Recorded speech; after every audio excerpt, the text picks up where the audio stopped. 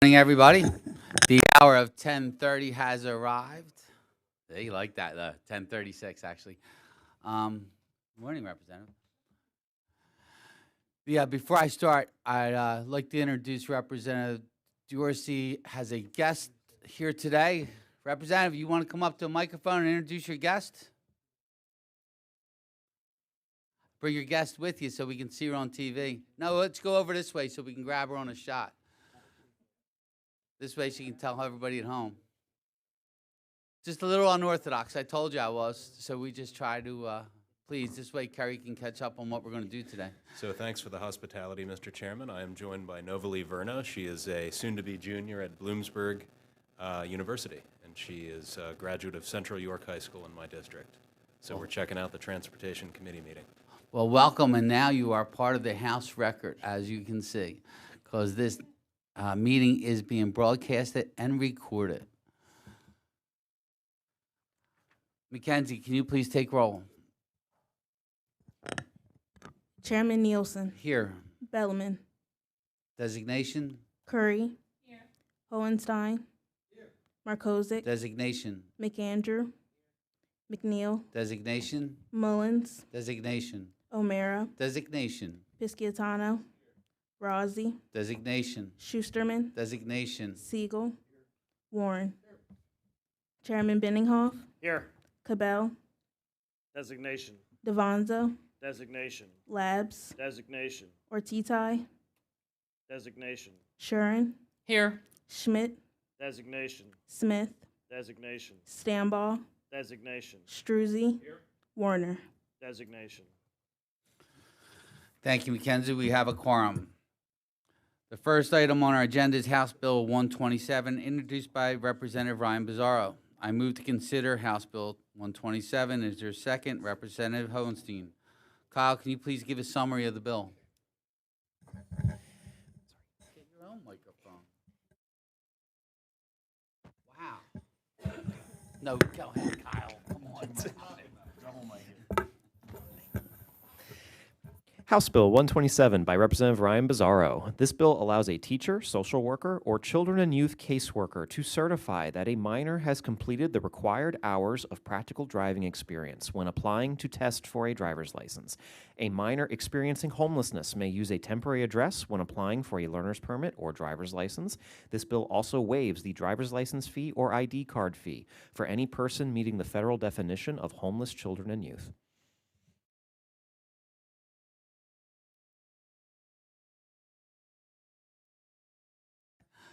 Thank you, Kyle. Yeah, I asked the members to support this bill. This bill will help eligible homeless youth to obtain a driver's license necessary to gain employment, access to housing, education, vocational training. During the 21-22 school year, there's approximately 34,243 students experiencing homelessness in Pennsylvania. It's overlooked too much, and this bill will help correct that. So I ask that everyone supports the bill. Any questions or comments on this legislation? Seeing none, are there any negative votes? Seeing none, House Bill 127 is unanimously reported as committed. The next item on our agenda is House Bill 1359, introduced by Representative Paul Schemmel. I move to consider House Bill 1359. Is there a second? Second. Representative Curry. Morgan, can you please give us a summary of the bill? Yes, I can. House Bill 1359 is sponsored by Representative Paul Schemmel. The bill allows a minor residing with an active duty military service member to receive credit for the time the minor has held an out-of-state learner's permit when applying for a Pennsylvania junior driver's license. To qualify for permit transference, the holder of the permit must be a family member of an active duty service member in the military, including Reserve or National Guard. They must live in the Commonwealth with the active duty service member, have a valid learner's permit issued by another state, and have a valid Pennsylvania learner's permit. Currently, the vehicle code requires a minor to hold a learner's permit for 6 months and complete 65 hours of driving experience to qualify for a junior's driver's license, but does not explicitly allow for the transference of time an out-of-state learner's permit has been held. According to Representative Schemmel, military families move on average every 2 to 3 years. This results in military families having to apply for a Pennsylvania learner's permit and restart the process for an additional 6-month period of time. 31 states have similar pre-existing policies that recognize an equivalence of learner's permits and allow for time held to be transferred. The Department of Military and Veterans Affairs stands neutral on the bill and finds no issue with the legislation. There are no amendments. Thank you, Morgan, for your explanation. Now, Morgan may be new to some people. They haven't seen her yet. And this is Morgan Pontius. And she's an intern with the House this year. And you're at William and Mary College, right? Correct. I got I said it right and everything, right, Morgan? Okay. That's usually my biggest issue. You didn't get the chairman right, but you got that one right. Yeah, that wasn't, it was Chairman Benninghoff I meant, not Chairman Kerry, or for the second. So he wanted to make sure, because we have our Rep. Kerry here. See, he says, you confused us? It's just one of those things. It's all in the enunciation. Any members seeking any comment on this legislation, on House Bill 1359? Chairman Benninghoff, Kerry Benninghoff, Chairman Kerry Benninghoff. Thank you, Mr. Nelson. I just want to say, support in favor of this. For our military families that move around and serve our country in multiple places, sometimes it's very difficult for these people to get these learner's permit, especially if they are in transition in the process of doing it, and then their parent gets restationed somewhere else. And I think this reciprocity is a smart move and something we should be doing as a country as well as a state. Thank you, Mr. Chairman. Nielsen. Any other comments or questions on House Bill 1359? Seeing none, any negative votes on House Bill 1359? Seeing none, House Bill 1359 will be reported as committed. The next item on our agenda is House Bill 2364, introduced by Representative Josh Siegel. I move to consider House Bill 2364. Is there a second? Representative Curry. My Representative Curry, not you. Curry with a U. Curry with a U, not a K, with a C in it. Representative Josh Siegel offers Amendment A0. Oh, Kyle, give a summary of the bill. Okay, forgot that one. House Bill 2364 by Representative Josh Siegel. This bill directs PennDOT to charge a nominal registration fee for courses offered through the Motorcycle Safety Education Program that will be refunded if the individual attends the course.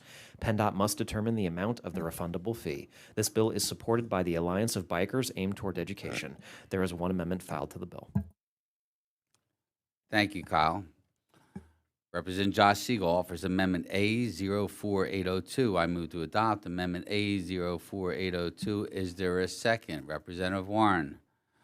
Kyle, can you please give us a summary of the amendment? Amendment A04802 by Representative Josh Siegel. This amendment states that the refundable fee shall not exceed $50 and requires any non-refunded fees to be deposited into the existing motorcycle safety education account. This amendment is supported by the Alliance of Bikers Aimed Toward Education. I'd like to recognize Representative Josh Siegel on his amendment. Thank you, Chairman.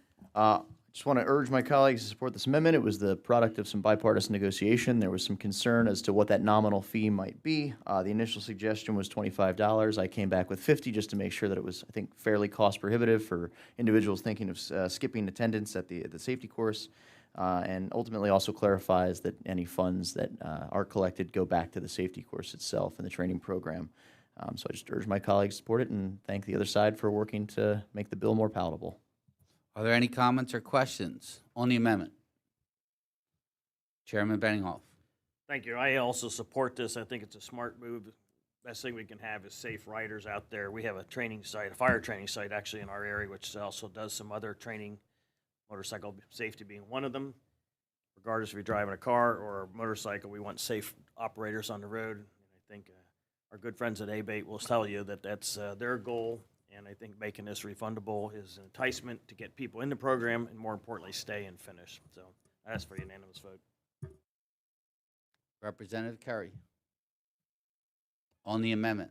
On the amendment, thank you, Representative Siegel, for this amendment, making sure that it's within reach of so many We know that access is very important on every level, and so I appreciate this amendment as the bill is extremely important as well. Thank you.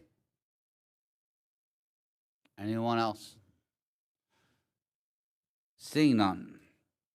Are there any negative votes on Amendment A04802? Seeing no negative votes, Amendment A04802 is unanimously adopted. We're now on House Bill 2364 as amended. I'd ask the members all to support the bill. Representative Siegel. Thank you, on your Chairman. legislation. Thank you, Chairman. A number of months ago, it was brought to my attention that there was a considerable problem with individuals signing up for the motorcycle safety course here across the Commonwealth and then failing to attend, which is creating a problem both for individuals seeking access to a safety course and also instructors who are reticent to continue to show up, only to have a few individuals actually show up to the course itself. I think this committee's done a great deal of work tackling safety on our roads. Not too long ago, we passed historic legislation that prohibited texting and driving. I think this is another critical component to making sure that folks on the road are operating safely and are aware of their surroundings and have all the skills they need to make sure that they're not only protecting themselves but their drivers.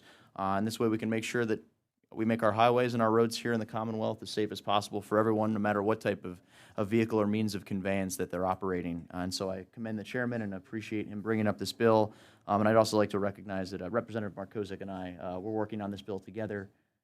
He also reached out to me a few months ago with interest in putting his name on the legislation. So I also want to make sure that Representative Markozik gets proper commendation as well for equal regard for the issue. So.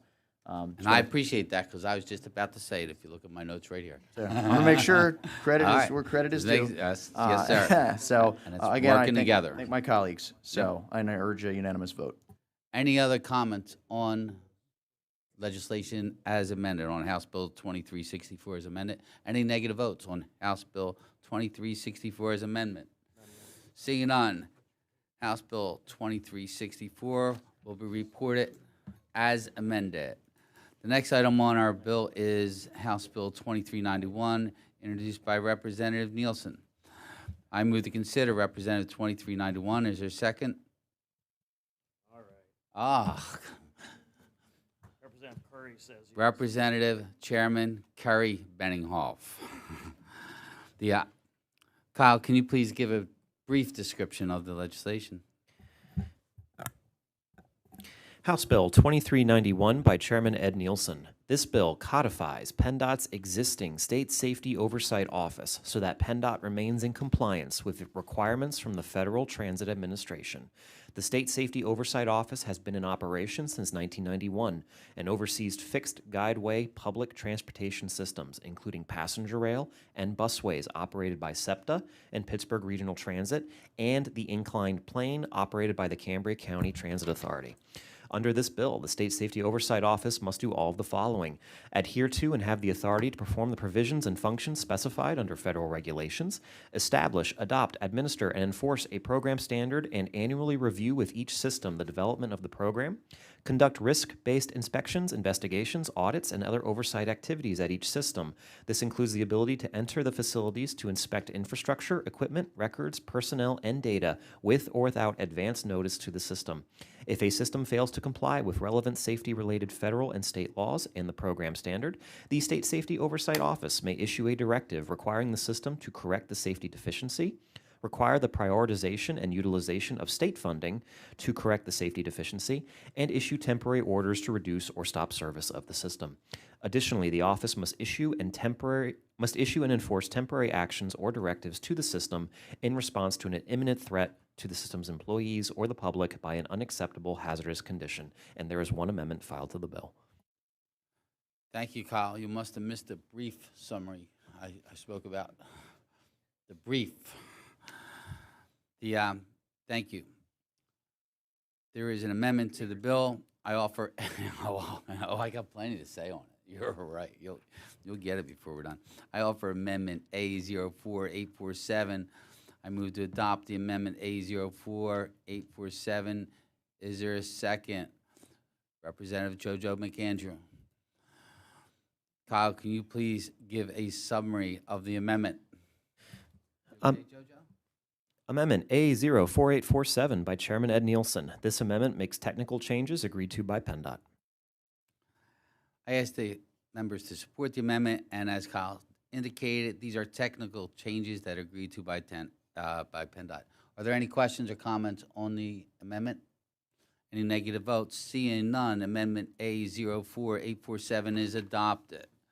We're now on House Bill 2391 as amended. I ask the members to support the bill. Since 1991, as Kyle said, PennDOT has maintained a safety oversight program that's responsible for overseeing the fixed guideway rail transit modes for SEPTA, Pittsburgh Regional Transit, and the Cambria County Transit Authority. PennDOT's state safety oversight program must remain in compliance with federal requirements. This bill is not creating anything new. The bipartisan infrastructure law made some changes to the state safety oversight requirements, which must be codified in the state statute for PennDOT to remain compliant. In fact, PennDOT is already doing everything outlined in this bill. This bill simply codifies what PennDOT is already doing so they can stay compliant. They've been developing this bill for several months, and the language reflects some of the feedback provided by Pittsburgh Regional Transit and the Cambria Transit Authority. However, I recognize that these agencies still may have concerns with this necessary legislation. Here, to the bottom line, failure to enact this legislation by October 24th, 2024 will result in penalties and loss of federal dollars. We must get this done by October 24, 2024. We are quickly running out of time in the legislature and session days, so we need to support this today so it can be positioned for a final vote in the House before the end of June.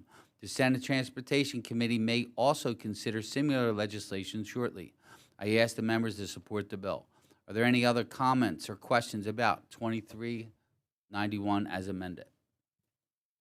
Seeing none, are there any negative votes on House Bill 2391 as amended? Thank you. House Bill 2391 will be reported as amended. The final item on our agenda today is House Resolution 465, introduced by Representative Nielsen. I move to consider House Resolution 465. Is there a second? Representative Kerry. No, there's Representative Kerry and there's Representative Benninghoff. If you don't know the alphabet, we can have a lesson after here, okay? Outside of Philly, they pronounce it Kerry. Kerry. Kind of like your former presidential candidate. It's like crick and creek, okay? And we do say water, tomato, tomato. Get you a quarter to buy a book to see how A to say it quarter. properly. A quarter.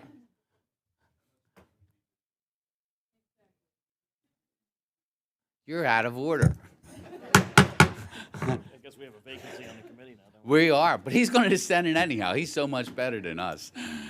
I asked the members to support the resolution. Kyle, can you please give it? I got it, Kyle. I can read. Kyle gives me every single thing I have to read. I rip the page out. That means I'm done. You finish the meeting. I'll second that. Please, a description, if you would. House Resolution 465 by Chairman Ed Nielsen. This resolution recognizes June 2024 as National Safety Month in Pennsylvania. That was really brief. What do you mean by that? Oh, yes. On the resolution, Representative Kerry. I just want to thank the maker of the resolution, acknowledging this month, particularly in June. Today, we are focusing back in my district on safety, particularly since it's the last week of school in my district, with a safety pop-up event, and making sure that kids and parents understand the importance. Unfortunately, we had a friend of mine's son was hit riding his bike and did not have a helmet on, broke his ankle, but it could have been much worse. And so we want to make sure as the summer approaches, especially with our children and with motorists on the road, that they are paying attention at all times so that we can avoid tragedy. So thank you for this resolution in the month of June. June is thank you, Representative. And June is as we we approach schools out and we approach the summer work session, this is a time of increased rates of unintentional injuries and deaths. The cost of these injuries exceed $167 billion each year and cause great suffering among individuals and their families. So this is an opportunity for all of us to focus in on that. I ask for an affirmative vote from the members on the committee. Any other questions or comments on the resolution? Seeing none, any negative votes on House Resolution 465? Seeing none, House Resolution 465 is reported as committed. Anybody have any questions or comments for the good of the committee? Oh, now you want to be quiet, Nick? Really? Come on, Nick. Motion to adjourn. But second, we are adjourned. Everybody have a great week. Enjoy the week. It's going to get busy.